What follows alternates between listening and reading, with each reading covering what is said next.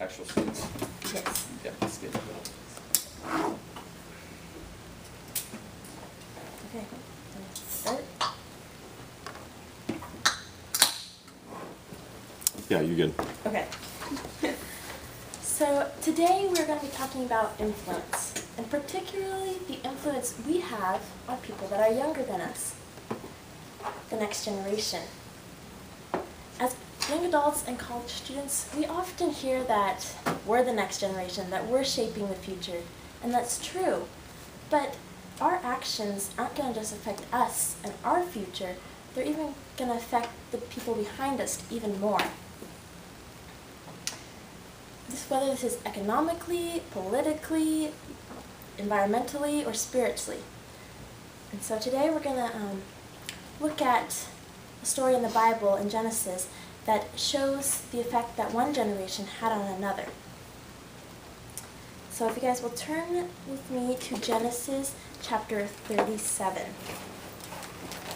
And this is starting out the story of Joseph and his brothers. And Joseph's father is Jacob, and Jacob's father is Isaac, and Isaac's father is Abraham. And I'm going to read the first verse here, and we're going to talk a little bit about Abraham and Isaac.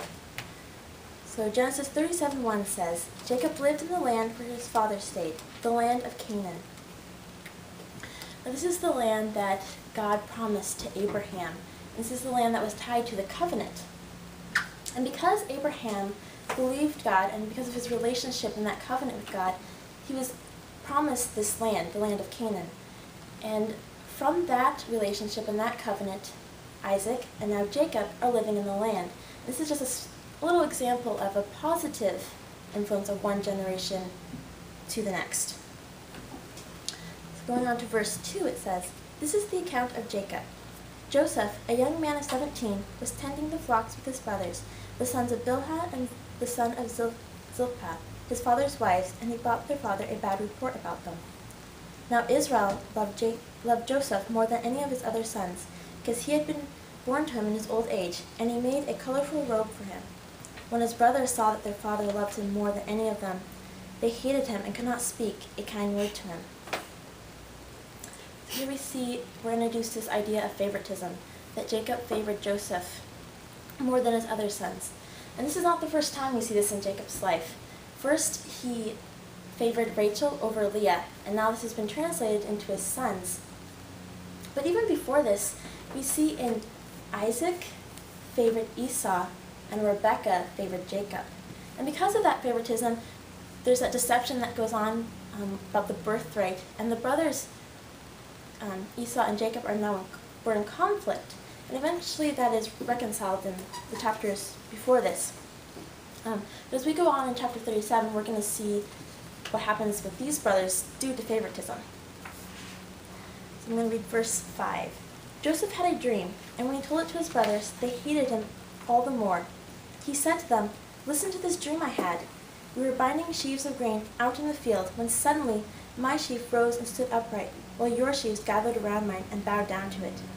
His brothers said to him, Do you intend to reign over us? Will you actually rule us? They hated him all the more because of his dream and what he had said. Then he had another dream, and he told it to his brothers.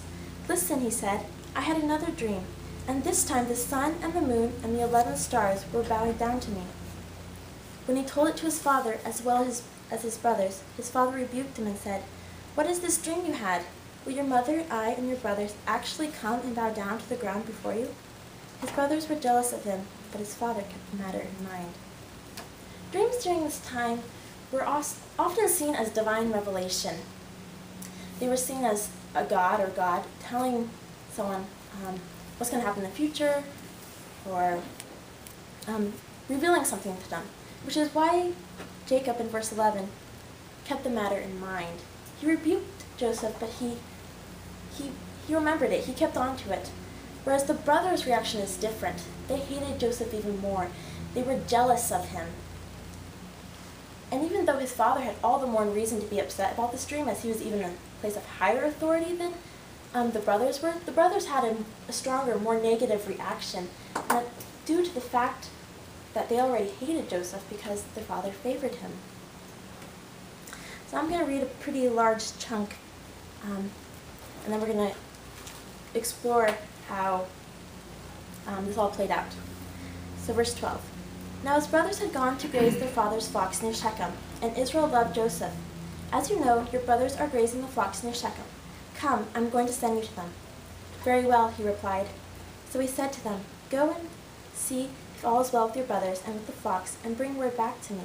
Then he sent them off from the valley of Hebron. When Joseph arrived at Shechem, a man found him wandering in the fields and asked him, What are you looking for? He replied, I am looking for my brothers. Can you tell me where they are grazing their flocks? They have moved on from here, the man answered. I heard them say, Let's go to Dothan. So Joseph went after his brothers and found them near Dothan. But they saw him in the distance, and before he reached them, they plotted to kill him. Here comes that dreamer, they said to each other. Come now, let's kill him and throw him into one of these cisterns, and say that a ferocious animal devoured him. Then we'll see what comes of his dreams. When Reuben heard this, he tried to rescue them from their hands. Let us not take his life, he said. Don't shed any blood. Throw him into the cistern here in the desert, but don't lay a hand on him. Reuben said this to rescue him from them and to take him back to his father. So when Joseph came to his brothers, they stripped him of his robe, the colorful robe he was wearing, and they took him and threw him into the cistern. Now the cistern was empty, there was no water in it. As they sat down to eat their meal, they looked up and saw a caravan of Ishmaelites coming from Galilee. Their camels were loaded with spices, balm and myrrh, and they were on their way to take them down to Egypt. Judah said to his brothers, What will we gain if we kill our brother and cover up his blood? Come, let's sell him to the Ishmaelites and not lay a hand on him. After all, he is our brother, our own flesh and blood. His brothers agreed. So when the Midianite merchants came by, his brothers pulled him up to Joseph and out of the cistern and sold him for 20 shekels of silver to the Ishmaelites who took him to Egypt. When Reuben saw that the cistern was empty and that Joseph was not there, he tore his clothes. He went back to his brothers and said, The boy isn't there. Where can I turn now? Then they got Joseph's robe, slaughtered a goat, and dipped the robe in blood.